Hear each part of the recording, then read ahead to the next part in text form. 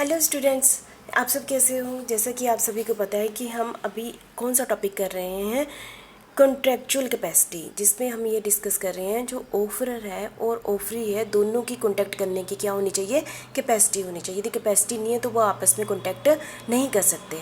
तो हमने उसमें डिस्कस किया था कि दोनों ही पर्सन क्या होने चाहिए, मेजर होने चाहिए, साउंड माइंड होना चाहिए और कोर्ट के द्वारा उसको इंसॉल्वेंट डिक्लेयर ना किया हो। तो उसका हम पहला ही टॉपिक पिछले लेक्चर में भी डिस्कस कर रहे थे और आज भी हम उसी को ही कंटिन्यू कर रहे हैं। तो जो हमारा जो वो दोनों पार्टियां क्या होनी चाहिए, मेजर होनी चाहिए। तो उसी को हम आगे कंटिन्यू करते हुए आज देखते हैं कि यदि माइनर के साथ कॉन्टैक्ट होकर लेते हैं तो उसके क्या क्या इफेक्ट पड़ते हैं, उसको हम आज डिस्कस करेंगे। ठीक है,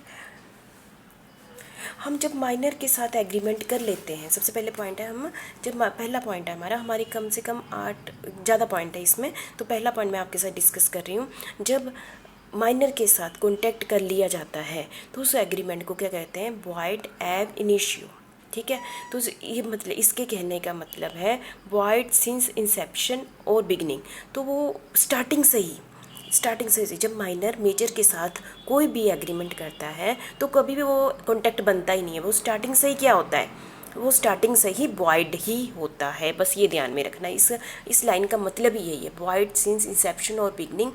और मतलब कि वो स्टार्टिंग से ही क्या होता है, वॉइड होता है। ठीक है, इसमें बहुत ही इंपॉर्टेंट केस है जो मैं आपके साथ डिस्कस करने जा रही हूँ। ये आपको वैसे भी पेपर में कई बार ऑब्जेक्टिव टाइप क्वेश्चन में आ जाता है। मोहरी बीबी वर्सेस धर्मो दास घोष। ठीक है ना, 1903 में लड़ा गया था।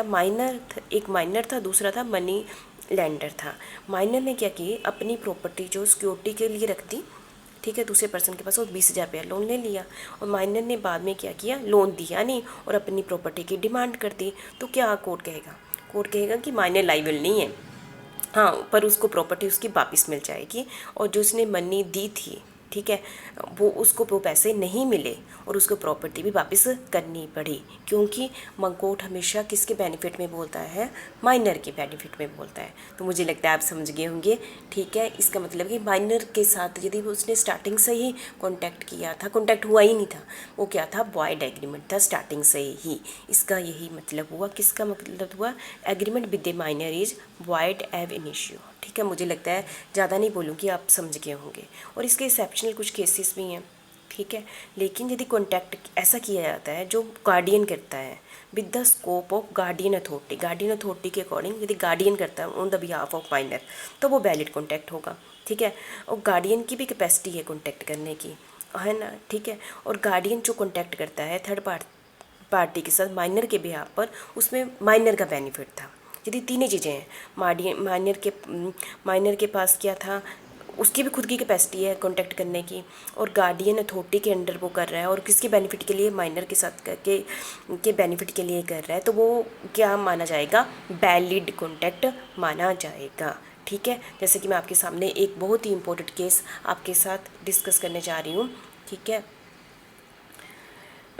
ये है हमारा श्री कुकुलम वर्सेस कूरा रायो 1949।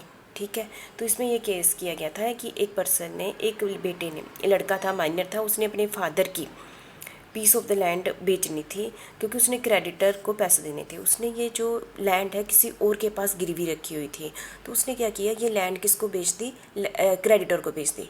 क्रेडिटर, ठीक है, क्रेडिटर ने वो लैंड ले ली, खरीद ली, और उसने खरीदने के बाद जो क्रेडिटर को उसने पैसे देने थे, तो क्रेडिटर ने वो जिसके पास गिरवी रखी थी उसको पैसे दे के अपनी लैंड छुड़वा ली। बाद में माइनर ने कहा मैं तो माइनर हूँ, ठीक है, मुझे मेरी प्रॉपर्टी वापस कर दी जाए। तो कोर्ट ने किसकी फेवर में बात की होगी, कोर्ट ने ये फेवर में बात की क्रेडिटर के, ना कि माइनर के। तो ये आपने ये बात ध्यान में रखनी, जब कॉन्टैक्ट एंटर किया जाता है on the behalf of A minor, ठीक है, इसे वैलिड कॉन्टैक्ट, ये कौन सा है, वैलिड कॉन्टैक्ट है, क्योंकि ये जो कॉन्टैक्ट किया गया था on the behalf of the minor किया गया था। ठीक है, तो आप ये समझ गए होंगे, ये केस बहुत ही इंपॉर्टेंट है, आपने अच्छे ढंग से कर लेना है। ये किस में दिया हुआ है, एक्सेप्शनल केसेस में दिया हुआ है, ठीक है। दूसरा है रेटिफिकेशन। रेटिफिकेशन क्या होता है, एक बार जब माइनर थे आपने कर लिया एग्रीमेंट, वो एग्रीमेंट शुरू से क्या था, वॉइड था। जैसे कि आपने समझ गए, एक पर्सन ने दूसरे पर्सन के साथ किया एग्रीमेंट किया, वो स्टार्टिंग से क्या था, वॉइड था क्योंकि माइनर था। फिर उसने क्या किया, थोड़े टाइम के बाद वो क्या बन गया, मेजर बन गया। जब वो मेजर बन गया तो उसी के बीच में रहा, तो बाद में कहा कि ये तो वैलिड कॉन्टैक्ट है क्योंकि मैं अब मेजर हूँ। नहीं, अब वो वैलिड कॉन्टैक्ट नहीं है क्योंकि वो स्टार्टिंग से ही क्या था, वॉइड एग्रीमेंट था। बाद में उसकी रेटिफिकेशन नहीं की जा सकती। मेरी बात आप समझ गए होंगे, ठीक है। जैसा कि जब अब यहाँ पर एक बहुत ही इंपॉर्टेंट केस है, सूरज नारायण वर्सेस सुखू अहीर के बीच में किया गया था। रोहित था एक पर्सन जो माइनर था, उसने 7,000 लिए थे ललित से, ठीक है, और बॉन्ड कर लिया। जब उसने मेजर बना तो उसकी ही रेक्टिफिकेशन के लिए नया बॉन्ड बना लिया।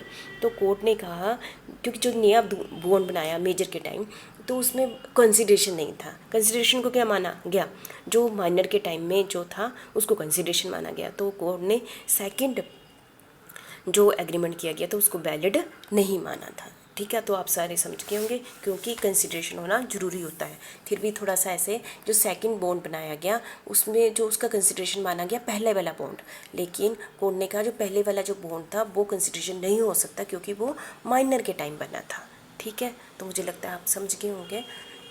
हमने अभी 2 पॉइंट ही किए हैं, वॉइड एब इनिशियो नो रेटिफिकेशन, मतलब इन केसेस में, ठीक है। दूसरा है no estoppel against a minor, मतलब कि माइनर के अगेंस्ट यदि माइनर ने मिस रिप्रेजेंट अपनी एज को झूठ बता दिया दूसरी पार्टी को और कॉन्टैक्ट में एंटर हो गया, ठीक है, तो इस केस में भी कोर्ट किसका साथ देगा, माइनर का ही देगा। Minor can't be stop to let his infancy, ठीक है। तो ये मतलब कि माइनर के बेनिफिट के लिए किया गया है। दूसरा है मेन है, यदि फ्रॉड के बेस पर मिस रिप्रेजेंट कर लेता है, वो किसी पर्सन की प्रॉपर्टी ले लेता है, खरीद लेता है, तो माइनर के पास अधिकार है कि वो उस प्रॉपर्टी को अपने पास रखे। इसे कहते हैं doctrine of restitution. Doctrine of restitution क्या हो, यदि उसने फ्रॉड मिस रिप्रेजेंट करके अपनी एज बता के कॉन्टैक्ट ऐसा किया, प्रॉपर्टी ले ली, तो उसको उस प्रॉपर्टी को लेने का और रखने का अधिकार है कोर्ट के अकॉर्डिंग, ठीक है। लेकिन कोर्ट ने ये भी कहा है कि माइनर को चीट करने का अधिकार नहीं है। यदि वो चीटिंग करता है अदर पार्टी के साथ, तब कोर्ट उसके अगेंस्ट ऑर्डर देगा, ठीक है। तो आप समझ गए होंगे, मतलब कि यहाँ पे भी माइनर के बेनिफिट में ही कहा गया है no estoppel against minor, doctrine of restitution, ठीक है। Minor can be a beneficiary, minor can be a beneficiary, minor can be enforced at his option but not at the option of the other party. यदि by chance उसने एक agreement कर लिया है तो उसको कंटिन्यू कर सकता है, किसकी ऑप्शन चलेगी उसमें, माइनर की चलेगी। मतलब कि मेजर वाला जो दूसरा पर्सन है उसको मना नहीं कर सकता, ठीक है। जैसे मोहित ने agree to buy second hand scooty from Sunil, ठीक है। सुनील क्या था, मेजर था, और मोहित क्या था, माइनर था। उसने उसकी सेकंड हैंड स्कूटरी कितने की खरीदनी थी, 5,000 रुपये की खरीदनी थी, ठीक है। जो मेजर था उसने मना कर दिया एग्रीमेंट के लिए, रिटर्न बैक ले लिया, पर जो मेजर है वो रिटर्न बैक नहीं ले सकता अकॉर्डिंग टू, क्योंकि माइनर को ज़्यादा बेनिफिट दिए गए हैं, ठीक है। फिफ्थ पॉइंट है no specific performance against a minor, minor can't be specifically enforced against the minor except when the contract is being entered into by, मतलब कि माइनर के साथ किया गया कॉन्टैक्ट क्या होता है, वॉइड होता है। लेकिन यदि वो गार्डियन के द्वारा किया जाता है तो वो क्या माना जाता है, वैलिड माना जाता है। लेकिन गार्डियन की भी कैपेसिटी क्या होनी चाहिए, कॉन्टैक्ट करने की होनी चाहिए, और गार्डियन के पास भी वो अधिकार होना चाहिए, और वो किसके बेस पर किसके बेनिफिट के लिए करेगा, माइनर के लिए करेगा। ये हम पहले भी डिस्कस कर चुके हैं। आगे 6 पॉइंट जो आपने पहले भी +1 +2 में पढ़ते आ रहे हैं, can not be A partner in A partnership firm. आपने पढ़ा हो ना पार्टनरशिप फर्म, पार्टनरशिप फर्म किससे होते हैं, पार्टनर होते हैं। जो पार्टनर होते हैं वो क्या होने चाहिए, मेजर होने चाहिए। मेजर होंगे तभी वो कॉन्ट्रैक्चुअली कैपेसिटी होगी, ऑफर कर पाएंगे और एक्सेप्टेंस कर पाएंगे, तो उनके बीच में तभी वो लाइबिलिटी सब कुछ कर पाएंगे। लेकिन आपने वहाँ पर एक केस पढ़ा होगा कि माइनर भी पार्टनर बन सकता है, लेकिन मैं आज आपको कह रही हूँ माइनर पार्टनर नहीं बन सकता। हाँ, माइनर कुछ केसेस में, हाँ, जहाँ पर बेनिफिट है माइनर क्या बन सकता है, बेनिफिट के केस में पार्टनर बन सकता है। He has the right to such share और प्रॉपर्टी, उसको शेयर है प्रॉपर्टी में, और द प्रॉफिट में भी शेयर लेने का अधिकार होता है, और उसको असेस इंस्पेक्ट उसको अपनी फर्म की सारी कॉपी को असेस इंस्पेक्ट करने का भी अधिकार होता है। यदि वहाँ पर लॉस हो जाता है तो वो लाइबल नहीं होगा, यदि प्रॉफिट होगा तो उसका शेयर होगा, यदि वो वहाँ पर लॉस होता है तो उसकी प्रॉपर्टी लाइबल नहीं की जाएगी। ये सबसे बड़ा बेनिफिट है, बल्कि इसमें बेनिफिट ही माइनर का है ना। ठीक है। और माइनर जब एक बार मेजोरिटी ले लेता है तो उसके पास अधिकार होता है कि वो फ्यूचर में भी उस फर्म का पार्टनर बना रहे, लेकिन वो उसको ये सब कुछ शो कितने महीनों के अंदर कर लेना चाहिए, ये आप सभी को पता होगा कि उसके पास ऑप्शन ये पली रहती है 6 महीने तक। यदि वो माइनर के बाद मेजोरिटी के बाद 6 महीने के अंदर अंदर पार्टनर के लिए अप्लाई कह सकता है कि मैं पार्टनर बना रहूँगा। ठीक है, मुझे लगता है 6th पॉइंट आप समझ गए होंगे। 7th पॉइंट है can not be declared insolvent. जैसे कि मैंने आपको पहले ही बोल दिया, यदि दिवालिया घोषित कर दिया उसको, है ना, मतलब कि मेजर को कर सकते हैं, माइनर को कभी भी दिवालिया घोषित नहीं किया जा सकता। Can not be declared insolvent. ठीक है, ये तो आपने ध्यान रखना। Can be agent. एजेंट क्या होता है आप सभी को पता है कि हम इसी बुक में एजेंट वाला चैप्टर पढ़ेंगे, प्रिंसिपल और एजेंट। एजेंट क्या होता है? जो प्रिंसिपल के बिहाफ पर काम करता है। यदि प्रिंसिपल ने कहा एजेंट को जाके सामान बेचो, जब वो सामान बेचने जाता है तो वो कॉन्टैक्ट करता है लोगों के साथ, तो वो कॉन्टैक्ट किसके बिहाफ पर करता है? प्रिंसिपल के बिहाफ पर करता है। और यदि वो माइनर है, एजेंट क्या है? माइनर है, तो माइनर यदि कॉन्टैक्ट करता है लोगों के साथ तो वो प्रिंसिपल के बिहाफ पर कर रहा है, वो पर्सनली लाइबल नहीं माना जाएगा। मेरे कहने का मतलब है, हाँ एजेंट बन सकता है क्योंकि उसको बेनिफिट है, लेकिन यदि वो कोई भी कॉन्टैक्ट करता है तो उसके लिए प्रिंसिपल लाइबल माना जाएगा, वो नहीं माना जाएगा। ठीक है। नेक्स्ट है can not bind his parents not even for his necessaries. वो ना तो अपने पेरेंट्स को अपने हरकतों से बाइंड नहीं कर सकता, ठीक है, और ना ही उस अपनी ज़रूरतों के लिए अपने पेरेंट्स को, लोगों को ये नहीं कह सकता कि कॉन्टैक्ट कर लिया और पेरेंट्स को बाइंड कर दिया, ऐसा वो नहीं कर सकता। अगला है इज़ लाइबल फॉर टोट। टोट मतलब कि उसने मतलब कि दूसरों को चीटिंग कर रहा है ना। क्या माइनर के पास इतना अधिकार हो जाएगा कि वो लोगों के साथ चीटिंग करता रहे? नहीं, माइनर को उसके लिए सजा, उसके लिए वो लाइबल माना जाएगा। ठीक है, जैसे कि उसने यहाँ पे बहुत इंपॉर्टेंट केस है वो नाथ वर्सेस हैगिस, ये 1863 में हुआ था कि उसने क्या किया, मेयर ली, है ना, और उस पर खूब सारा उसने उस पर इतने जंप मारे कि वो मर गई। ठीक है, तो ये कह के वो नहीं बच सकता कि वो माइनर है, क्योंकि इतनी तो उसको समझ होनी चाहिए थी ना कि उसके थ्रू उसको मार ही दे। ठीक है। नेक्स्ट है can not be share holder, क्योंकि माइनर में माइनर क्या है, शेयर होल्डर नहीं बचता, क्योंकि शेयर होल्डर बनने के लिए क्या होना चाहिए, कॉन्ट्रेक्चुअल कैपेसिटी होनी चाहिए। यदि माइनर की कॉन्ट्रेक्चुअल कैपेसिटी ना तो वो ओपरी बन सकता है, ना ही वो ओपरर बन सकता है। तो यदि बाई चांस गलती से झूठ बोल के यदि उसको एंटर हो गया है, शेयर ले लिए हैं, तो कंपनी उसका नाम उसका काटने का अधिकार होता है। ठीक है। और गारंटी, जैसे आप सभी को पता है कि हम गारंटी देते हैं ना, किसी ने लोन लिया हम गारंटी दे देते हैं, है ना, तो ऐसे समझा देती हूँ। तो माइनर क्या बन सकता है, गारंटी दे सकता है। ठीक है, इम्पोर्टेंट है। Joint contact. जॉइंट कॉन्टैक्ट क्या होता है, जैसे कि हम 3 पर्सन मिलके कोई भी कॉन्टैक्ट करते हैं, आपस में मिलके कोई चीज़ बनाते हैं, तो जो माइनर होगा वो बेनिफिट के लिए तो कॉन्टैक्ट कर सकता है, यदि वहाँ पर कोई लॉस होता है तो वो पर्सनली लायबल नहीं माना जाएगा। Claim for necessary supplied in ठीक है, by law according to section 68 और इंडियन कॉन्टैक्ट एक्ट 1872 के अंदर जो माइनर है वो क्लेम किसके लिए कर सकता है, वो अपनी ज़रूरतों के लिए क्लेम कर सकता है। ज़रूरतें क्या होती हैं, good supply as necessary during the minority service rendered to a minor such as medical service education loan obtained for obtaining necessities। यदि माइनर कोई भी ऐसा कॉन्टैक्ट करता है जो उसकी ज़रूरतों के लिए आवश्यक हो।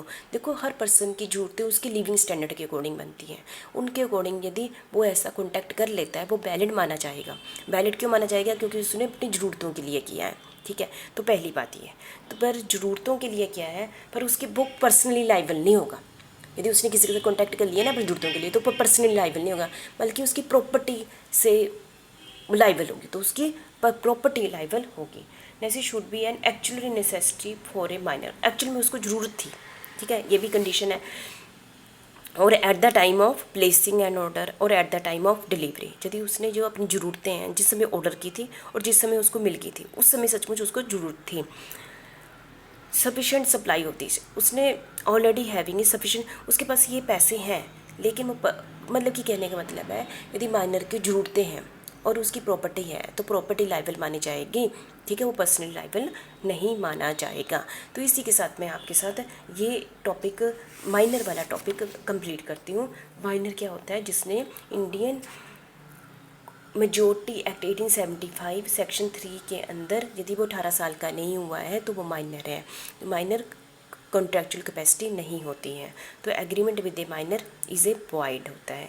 लेकिन कुछ हमारे पास एक्सेप्शनल केसेस भी हैं जो आपके साथ मैंने डिस्कस कर लिए हैं, अब आपने डिटेल में कर लेना है, ठीक है। तो कॉन्ट्रेक्चुअल कैपेसिटी का पहला part according to section 11 Indian contract act 1872 के अकॉर्डिंग माइनर वाला टॉपिक आज कंप्लीट करती हूँ आपके साथ, ठीक है। थैंक यू वेरी मच, ठीक है।